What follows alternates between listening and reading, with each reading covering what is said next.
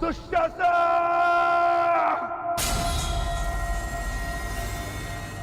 मैं ये प्रतिज्ञा लेता हूं कि जिस प्रकार मैंने भूमि पर आघात किया है, उसी प्रकार युद्ध में मैं तुम्हारे छाती पर आघात करके तुम्हारी छाती फाड़ दूंगा दुशासन!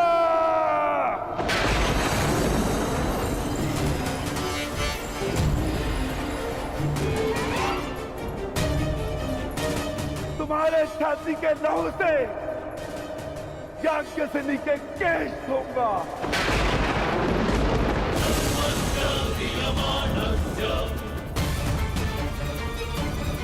और तब द्रौपदी अपने केश बांधेगी।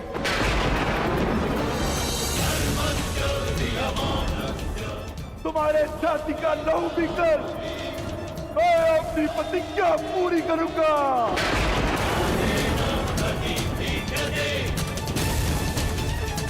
और तुम दुर्योधन, मामा श्री के स्वप्न के होने वाले सम्राट, अपने अंत के दिन कितना प्रारंभ कर दो।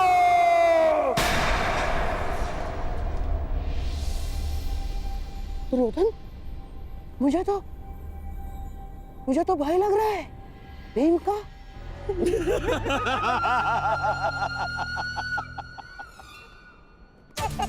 दिन तो तुम गिनना प्रारंभ कर दो पांडु पुत्रों। और हाँ, ठीक से दिन, प्रहर और क्षणों की गणना करना।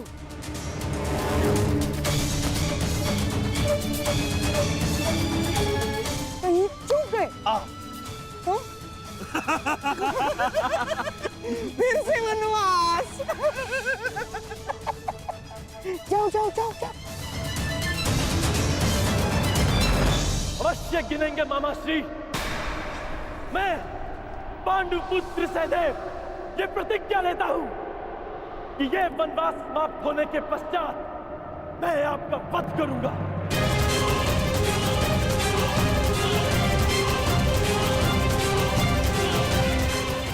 मेरा वध?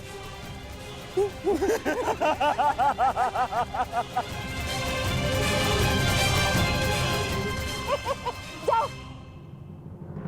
चलो अनुज, हमें यहां से प्रस्थान करना है।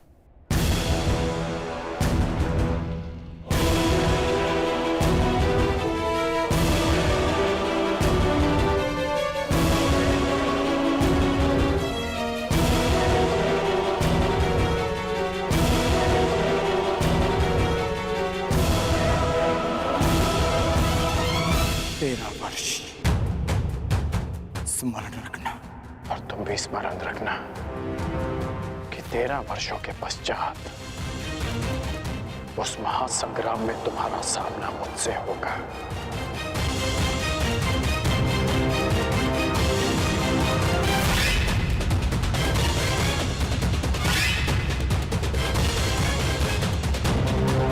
आओ मेरे सम्राट, पांडवों के इंद्रप्रस्थ को अब दुर्योधन की विजय का प्रतीक बनाते हैं। आओ।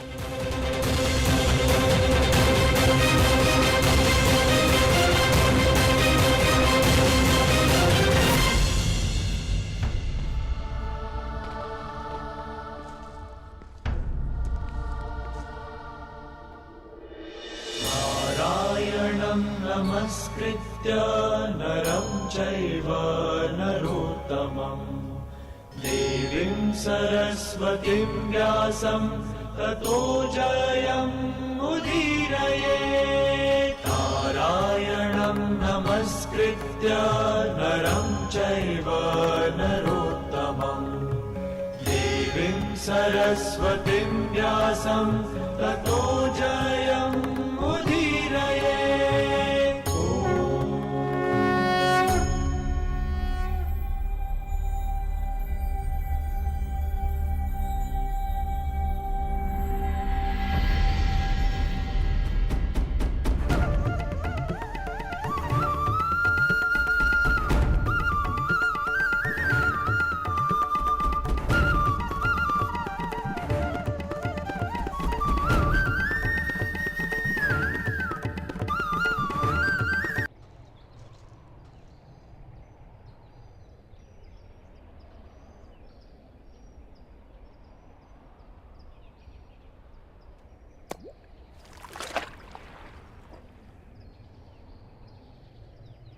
ऊपर से कितना शांत प्रतीत होता है ना कर्ण, परंतु भीतर से न जाने कितनी बड़ी अशांति, कितना बड़ा ज्वार छिपा कर बैठा है।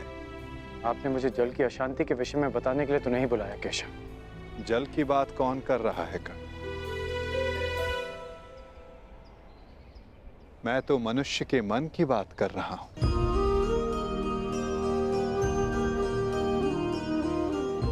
मैंने तुम्हें यह कहने के लिए बुलाया है कर्ण कि अब भी अवसर शेष है। अपने मन की शांति पा सकते हो तो बोलो कर्ण, इतना बड़ा अनर्थ देखने के पश्चात भी क्या तुम अब भी दुर्योधन का पक्ष चुनोगे? किसका पक्ष चुनो केशव? किसने उचित किया, किसने अनुचित? किसने धर्म किया, किसने अधर्म? कौन था उस सभा में जो उस पाप के लिए उत्तरदायी नहीं था? हाँ, इस अनर्थ के लिए दुर्योधन अवश्य उत्तरदायी था, परंतु पांडव भी कम दोषी नहीं थे। सब दोषी थे।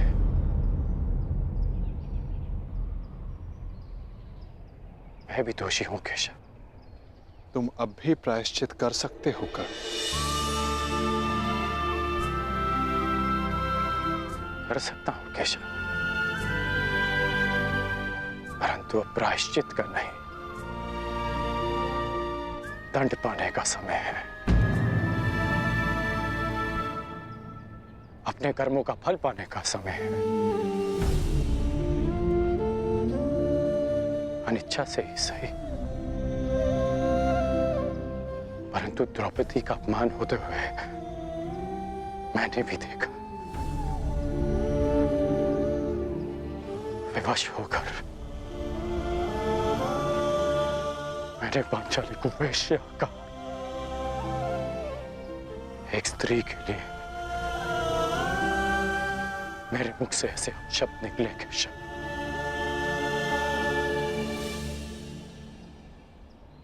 अब उसका विषपान भी तो मुझे ही करना होगा, है ना केशव? परंतु एक प्रश्न शेष है केशव।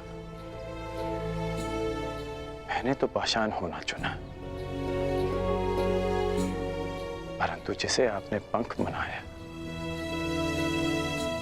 उन्होंने भी आपको लज्जित किया। फिर आप उनके साथ क्यों हैं?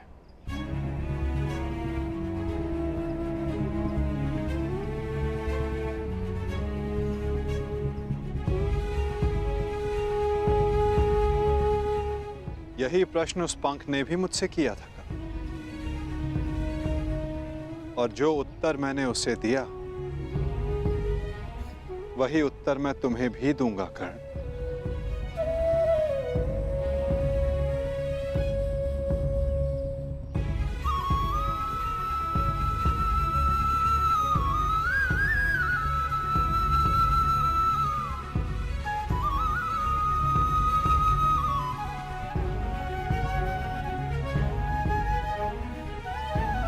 मैं किसी के साथ नहीं हूं कर्ण, मैं केवल विरोध में हूं। हर पाप के, हर अत्याचार के। मुझे मेरे प्रश्न का उत्तर मिल गया केशव।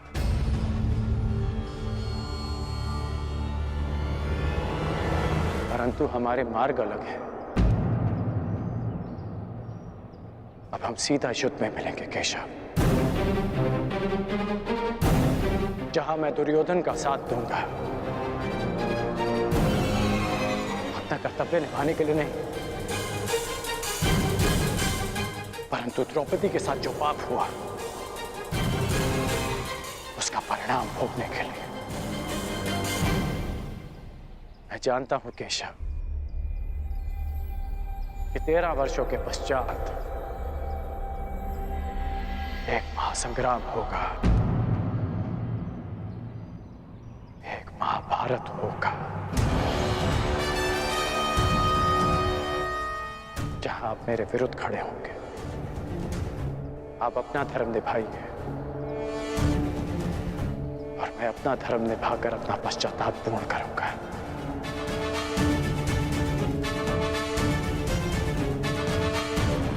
रही बात किस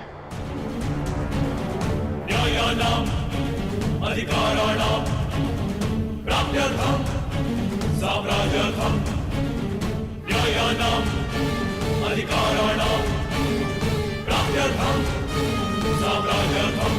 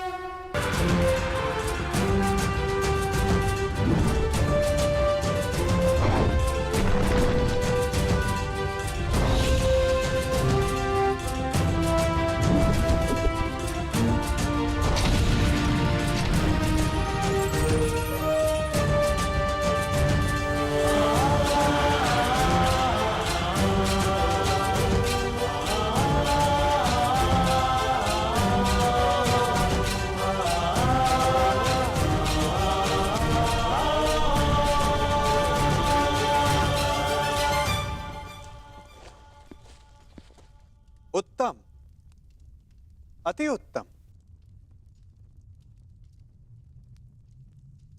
प्रतीत होता है कि वनवास का प्रवास आप पांचों भाइयों को बहुत भा गया है। प्रणिपात। मैं यहां आप पांचों को कुछ स्मरण करवाने आया हूं। भले ही आप सबको इंद्रप्रस्थ वापस नहीं चाहिए, परंतु उन खुले केशों का क्या जो न्याय मांग रहे हैं।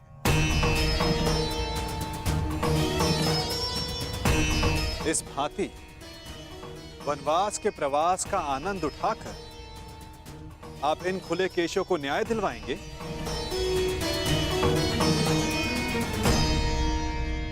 हम ना वो खुले केश भूले हैं और ना ही अपना प्रतीकार।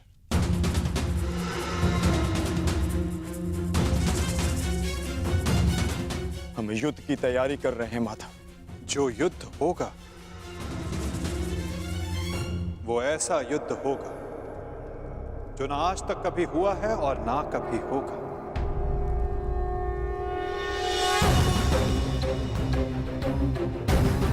तुम्हें पता ही नहीं पार्थ कि युद्ध में तुम्हारे समक्ष कौन कौन होंगे।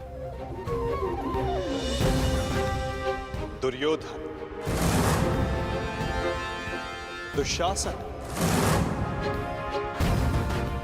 जयद्रथ, द्रोण, भीष्म, अश्वत्थामा और सबसे महत्वपूर्ण योद्धा अंगराज कर्ण।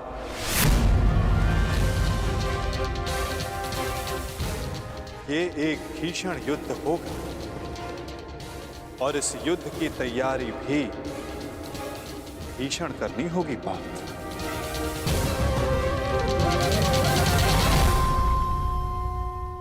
तो हम क्या करें माधव?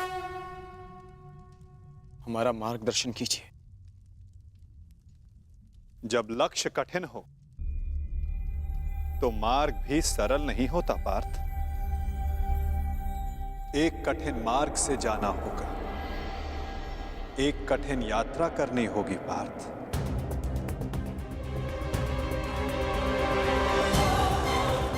अपने शस्त्रों की तीक्ष्णता और अस्त्रों की शक्ति बढ़ाने का समय आ गया है। वैसे आचार्य द्रोण ने तुम्हें कई दिव्य अस्त्रों की दीक्षा दी है, परंतु तुम्हें अब भी एक महत्वपूर्ण अस्त्र पाना शेष है पार्थ।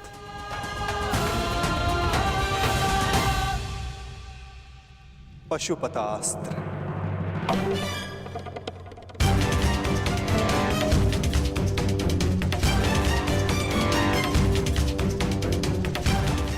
भगवान शिव का महाप्रलयंकारी अस्त्र। हाँ पार्थ, भगवान शिव को प्रसन्न करो, कैलाश जाकर उनसे इस महान अस्त्र की दीक्षा लो, चूंकि युद्ध में सर्वाधिक आवश्यकता तुम्हें इसी अस्त्र की पड़ेगी।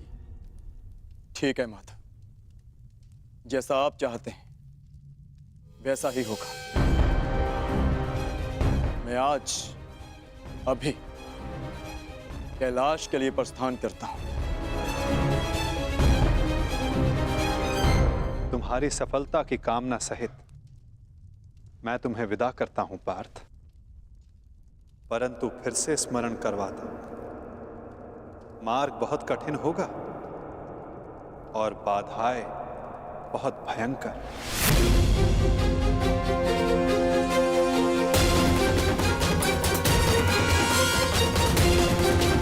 मैं याज्ञसेनी श्राप देती हूँ इस सभा को। नहीं पुत्री, इन्हें श्राप मत दो। अपनी ज्येष्ठ माता की बात सुन लो। क्यों सुनूं मैं किसी की?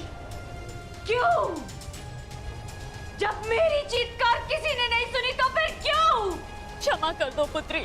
मेरा श्राप ही क्षमा है महारानी, क्योंकि यदि दंड दिया तो इसी जीवन के प्रत्येक क्षण में नरक का अनुभव होगा इन्हें।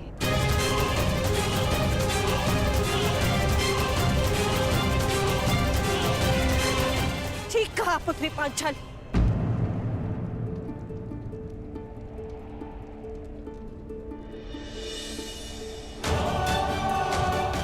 इन सबको जीवन के हर पल नरक का अनुभव होना चाहिए।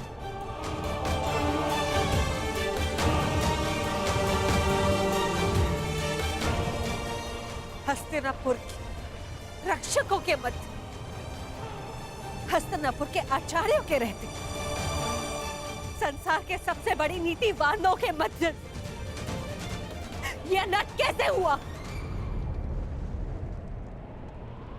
मैं आपसे पूछती महामंत्री, हस्तिनापुर में अंधे युग का प्रारंभ कैसे हुआ?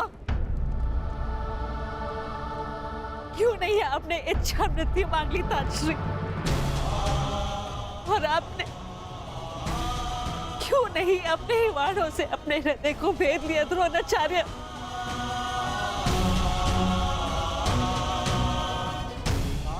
आज तुम्हारे मौन रहने के कारण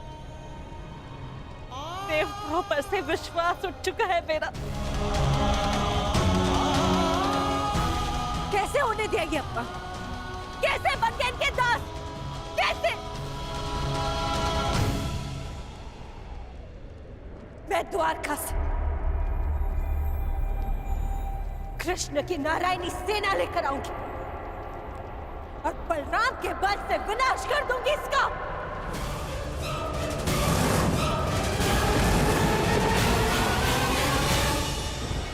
सुन रहे हैं आप महाराज? सुनाई तो दे रही है ना आपको? हस्तिनापुर की ओर बढ़ रही इस विनाश के पश्चात अपने आंखों पर पट्टी बांधते समय मैंने ये नहीं सोचा था कि एक दिन ऐसा भी आएगा, आप अपने मन की आंखों पर पट्टी बांध लेंगे। अगर थोड़ी सी भी लज्जा शेष है आप में तो कुछ कीजिए, इस ज्वालामुखी को फटने से रोक लीजिए महाराज। आज निश्चित रूप से ही हस्तिनापुर लज्जित हुआ है। पांचाली पुत्री, मैं तुम्हें वर देता हूं, तुम जो चाहोगी वैसा ही होगा। क्या चाहती हो पुत्री? मांगो, मेरा वचन है तुम्हें। एक स्त्री के लिए उसका मान सबसे बड़ा होता है, और इस सभा में पहले उससे उसका सब कुछ छीन लिया और अब ये प्रस्ताव रख रहे हैं कि जो वर मांगोगी मांग लो। अब मैं मांगूंगी नहीं, दूंगी, श्राप दूंगी। मैं याज्ञसेनी इस गुरुकुल को श्राप देती हूँ कि क्षमा करो, मेरे मूर्ख पुत्रों को श्राप देकर उनका त्राण मत करो। तुम्हें जो चाहिए वो मांगो, परंतु श्राप मत दो। मुझसे जो छीना गया वो मुझे कोई नहीं लौटा सकता, परंतु इस अधर्मी खेल में मेरे पतियों से जो छीना गया वो उन्हें लौटा दीजिए।